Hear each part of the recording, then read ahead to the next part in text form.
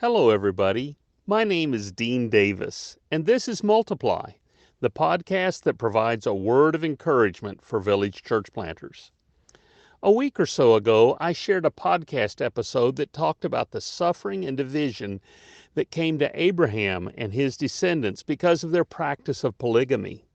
Both Abraham and Jacob violated God's original design for marriage when they each married a second wife. And the consequences of their polygamy were not pretty: jealousy, mistrust, fighting, and even attempted murder. The stories of the patriarchs in the book of Genesis should be enough to warn any young man to avoid polygamy at all costs. God had a beautiful idea in mind. He said that a man should leave his mother and father and be joined to his wife so the two would become one. We need to always remember his good and gracious plan. But it's very likely that you have known a family in which there was one husband and two or more wives.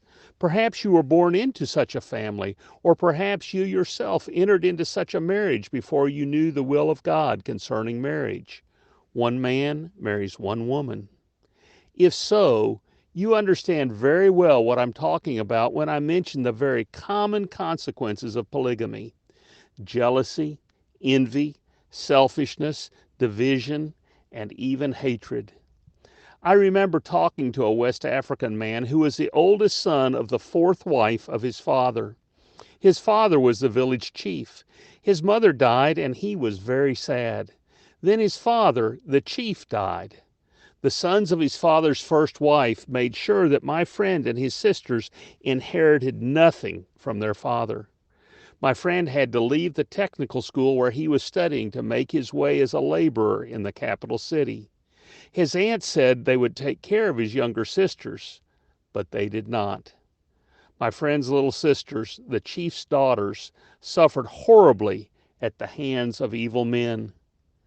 Shortly after my friend told me this story, I shared the good news of Jesus with him. I used the Three Circles gospel presentation.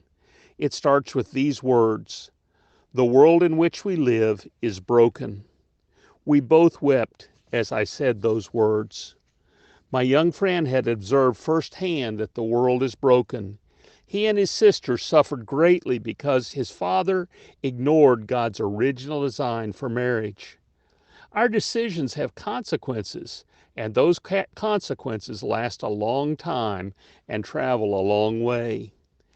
Even years after his father's death, my friend and his sisters were suffering and grieving over the consequences of his father's and his half-brother's actions. Stories like these are innumerable. You yourself may be living through a story like this one. You may have friends who are experiencing this kind of grief right now. But the good news is that our God is a redeemer. He takes what is broken and puts it back together again. He mends the brokenhearted. He heals what has been injured because of our parents' blindness. You can be a part of God's healing, redeeming work. Warn everyone you can of the long-term negative consequences of polygamy. Help the young people in your churches form healthy marriages based on God's original design. Teach the children of polygamous fathers to do everything they can to live at peace with all of their father's children.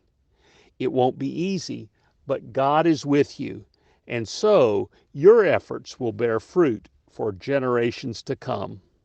This has been Multiply, and I'm Dean Davis asking, who will you share this word with today?